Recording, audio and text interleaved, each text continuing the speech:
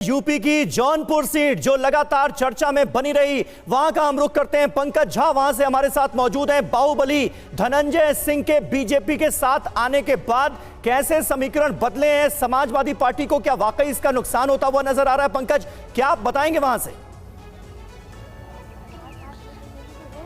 देखिए समीर, सबसे दिलचस्प मुकाबला जो है वो जौनपुर में है और यहाँ जो उम्मीदवार आपस में लड़ रहे हैं उनसे ज़्यादा चर्चा जो है वो जो नहीं लड़ रहे हैं, जो कभी 2009 में यहाँ से बीएसपी के सांसद हुआ करते थे, धनंजय सिंह की हो रही है। हाँ। और धनंजय सिंह ने जिस तरीके से उनकी पत्नी बीएसपी से टिकट मिला उनको और फिर टिकट कटा या वापस किया, उसको लेकर विवाद है। लेकिन उनके चुनावी मैदान में हट जाने से ये कहा जा रहा है कि उसका फायदा बीजेपी को मिल सकता है। हालांकि जब अखिलेश यादव भी आए थे तो उन्होंने उनके लिए कुछ अच्छा ही कहा था। तो दोनों ही पार्टियां जो चाहती हैं, इंडिया गठबंधन और बीजेपी, की धनंजय का फैक्टर उनकी तरफ हो। हालांकि धनंजय का समर्थन बीजेपी को है। बिल्कुल, तो धनंजय सिंह के जिस तरह से बीजेपी को समर्थन का ऐलान किया गया, इसके बाद से जौनपुर की जो सीट है वो काफी दिलचस्प हो गई। यहां का मुकाबला रुख हम करते हैं आनंद पांडे का, जो कि साउथ दिल्ली से इस वक्त हमारे साथ मौजूद है। आनंद, साउथ दिल्ली की बात करें तो यहां पर मुकाबला बहुत दिलचस्प है, क्योंकि गठबंधन की तरफ से यहां पर आम आदमी पार्टी के सहीराम पहलवान हैं, जो कि रामवीर सिंह विधूड़ी,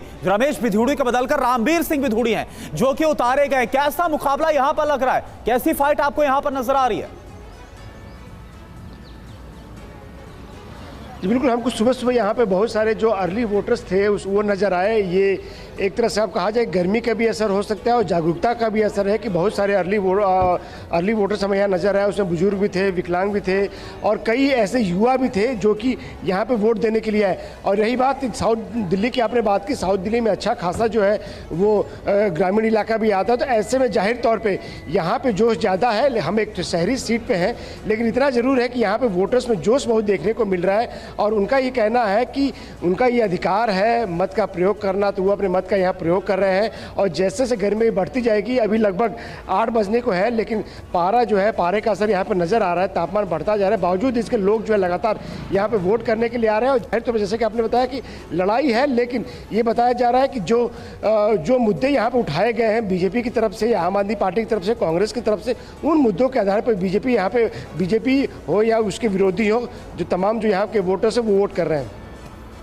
बिल्कुल, बने रहे आनंद आप हमारे साथ। इरफान कुरैशी का हम रुख कर लेते हैं और राजौरी से वो इस वक्त हमारे साथ मौजूद हैं। मुकाबला त्रिकोणीय नजर आ रहा है। इरफान, जरा बताइए और ये भी दिखाइए कि वहां पर वोटर्स का रुझान वोटिंग के लिए इस वक्त कितना नजर आ रहा है, क्योंकि लगातार हर फेज में हमने देखा है कि जम्मू कश्मीर से जो तस्वीरें सामने आई वो बड़ी प्रेरणादायक थी, दिल को सुकून देने वाली तस्वीरें हमने देखी। बढ़ चढ़कर कश्मीर में मतदाता वोटिंग करते हुए नजर आए। बिल्कुल समीर, पहले मैं कह दूं, राजौरी उस तरफ यानी जम्मू प्रोविंस की तरफ और अनंतनाग कश्मीर घाटी की तरफ। तो मैं अनंतनाग में इस समय मौजूद हूं, जहां से पूर्व मुख्यमंत्री और कह सकते हैं कश्मीर घाटी की स्टार पॉलिटिशियन महबूबा मुफ्ती लड़ रही हैं। यहीं से कुछ ही दूरी पर अभी कुछ देर में महबूबा मुफ्ती अपना मतदान करेंगी।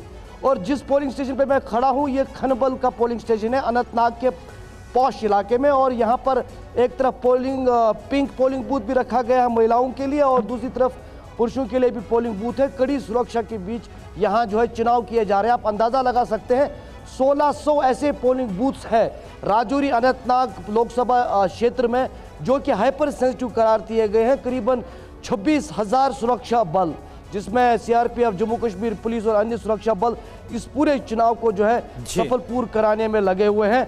जिस तरह आपने कहा कि जिस तरह रुझान श्रीनगर या बारामूला लोकसभा चुनाव में देखने को मिले, उसी के चलते थोड़ा सा मैं तस्वीरें दिखाने की कोशिश करूं। आप देख सकते हैं यहाँ पर भी सुबह से ही 7 बजे से ही लगातार पोलिंग बूथ्स की ओर लोग रुख करना शुरू कर चुके हैं। लेकिन ऐसा लग रहा है कि जो समय बीतेगा और ज़्यादा लोग जो है वो पोलिंग बूथ का रुख करेंगे, क्योंकि ये कुछ दिन पहले इसी साउथ कश्मीर में कुछ आतंकी हमले भी हुए थे, उसके चलते सुरक्षा भी कड़ी है। तो लोग जो है अब निकलना शुरू हो चुके हैं। बिल्कुल, तो पीडीपी चीफ और पूर्व मुख्यमंत्री महबूबा मुफ्ती, जो कि खुद राजौरी अनंतनाग से उम्मीदवार है, और वहां की तस्वीरें भी आप अनंतनाग की दिखा रहे हैं, कैसे जो मतदाता हैं वो पोलिंग बूथ आ रहे हैं, उमड़ रहे हैं अपना वोट कास्ट करने के लिए। कुमार विक्रांत, आपका हम रुख कर रहे हैं रोहतक से। इस वक्त कुमार विक्रांत हमारे साथ जुड़े हैं। कुमार विक्रांत, अगर बात की जाए तो रोहतक का वो जगह है जो कि भूपेंद्र सिंह हुड्डा का गढ़ रहा है। दीपेंद्र सिंह हुड्डा एक बार फिर से यहां पर बतौर उम्मीदवार है। कैसा माहौल है, कैसा मतदाताओं में जोश है? तस्वीरें दिखाइए और बताइए।